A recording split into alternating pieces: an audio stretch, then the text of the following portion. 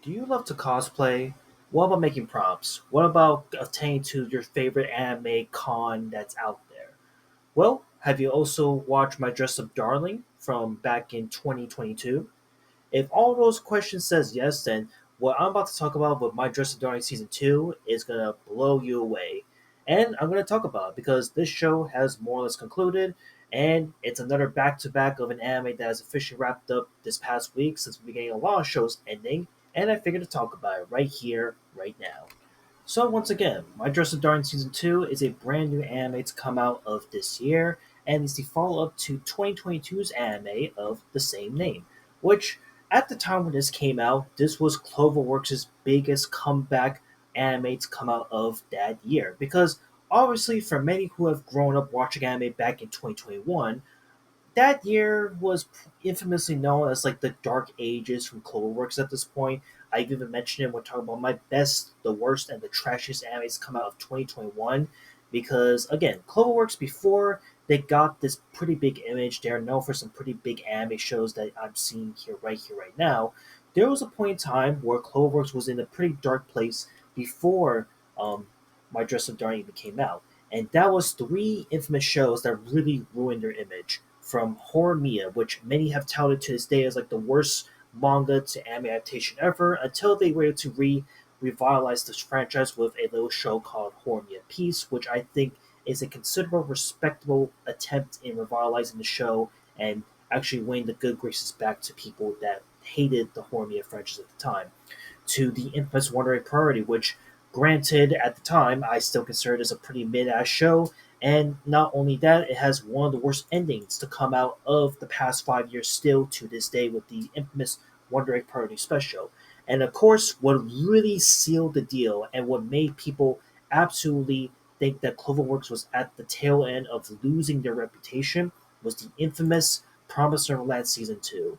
And honestly, personally, for anyone who has watched my worst animes of 2021, this show was super high up there and could have been the worst anime of 2021, and relatively so, because this show to this day was a huge disappointment flop that was unmeasurable in the likes of what the anime industry has seen up until this point. And the Promised Neverland Season 2 and the other shows that I've talked about up to this point could have been the end of Cloverworks because, again, Cloverworks has a talented cast of animators and producers, and it seemed like at this point, how could Cloverworks really bounce back from such three really bad shows that a lot of people didn't like at the time? But it was proven to be wrong, as in the following year after, we get My Dress Up Darling, which turned out to be an amazing last chance comeback to win people over. And this was immediately able to put people back on Cloverworks' radar and really gave people some confidence and hope that Cloverworks was going to be able to adapt the shows properly to what it is. And the show to this day still is absolutely incredible. Simply about cosplaying in a nutshell and all the ups, the downs, the highs, the lows of what it's like to cosplay, and we get to meet our two bubbly cast of characters and get through their trials and tribulations of what they want to do best, which is to make dresses and simply cosplay, and the characters that they revolve around and how they slowly but surely mature and change of how they interact in the world at large.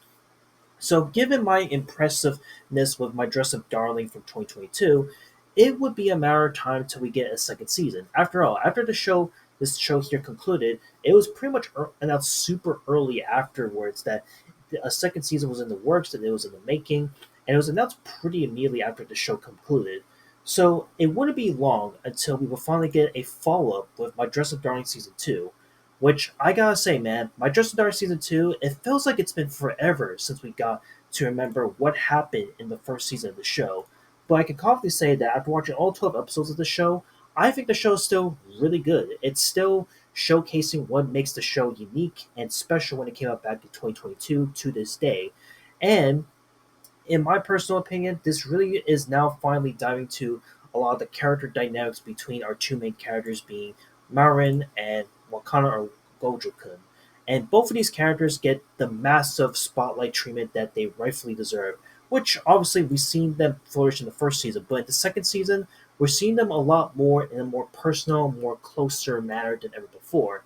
And of course, we can't forget the cosplay aesthetics that makes the show the bread and butter is still here, is still out there. Um, we have Gojo going ballistic on every little detail, every little outfit, making sure that the cosplay goes well and he gets to learn as he's making the outfits. We also have Marin, who is going ballistic for every attempt as possible to try to cosplay what she likes, what she loves, etc. To the point that there is like a few episodes in this show where she finally gets to cosplay the opposite gender, which was not seen in the first season of My Dress Up Darling. And a lot of the inspiration as to why she decided to do this was based on a brand new character that was honestly pretty prevalent throughout the second season, and that is Amane Chitose, who is this male cosplayer who specializes in cross dressing. So, obviously, given his cross dressing background, he was able to essentially inspire these two to bring out their A game on big time. And My Dress Up Darling season two just continues that momentum all the way through, while simultaneously is able to just showcase a little bit of these two, like will they, would they not, kind of romantic relationship that I really loved from the first season. And I'm so glad that they're able to like keep the momentum going into the second season super well. Also, want to give a few highlights to other characters that were introduced to the show that really stood out like a sore thumb and actually had some really compelling stories, despite the fact that maybe some people might say that these are background characters while we give two shits about it. Characters such as Akira Ogata, who is a female cosplay prop designer and is a friend of Suzuka and has a really interesting and really dark backstory, pretty similar to Gojo-kun in a way. And her backstory is really cool, is absolutely incredible, it's absolutely relatable to a degree, and in a weird sort of way, these two just connect to each other in different angles, different scenarios. And overall, we also have Sarah Kasai, who may be like a bit of a throwaway character, but in the way kind of like enhances the story at large. Now, of course, there are two main characters missing in the show, but unfortunately, they wouldn't be at present until the very end of the second season, sadly. But it's not to say that they were like unnecessary by any means. I mean, after all, they were present in the first season, so it makes sense that our two main characters with Juju and Shinju Inui, the two sisters here, would make their presence come back once more at the tail end of the second season. And these two girls are still killing it. They're still crushing it. They're still showcasing what they have to offer, and still kind of expressing cosplay at large and what it means to cosplay, and like the bit of the doubts and the anxieties that's given when it comes to if they should they or should they not continue cosplaying from this point forward as they're getting older. And again, everything about this second season is incredible. It is still amazing. It is still gripping for those who love cosplay and anime alike. The animation for the show is still incredible. They're still finding ways to make sure that you're not only watching the show at large, but they also go an extra mile to make sure that they change up the art design when it goes around what characters our main characters are going to be inspired by. And again, we see this present from the first season, but in the second season, I think they really refined and nailed the formula down so well that I really am looking forward to a third season of the show should Cloverworks decide to continue on this path. As far as complaints, as I would have to say, I think my only complaint about the show is that there are moments where some of the side characters that are introduced in this show kind of come off as like unnecessary, or they kind of just are there for the sake of just progressing through the plot kind of forcibly.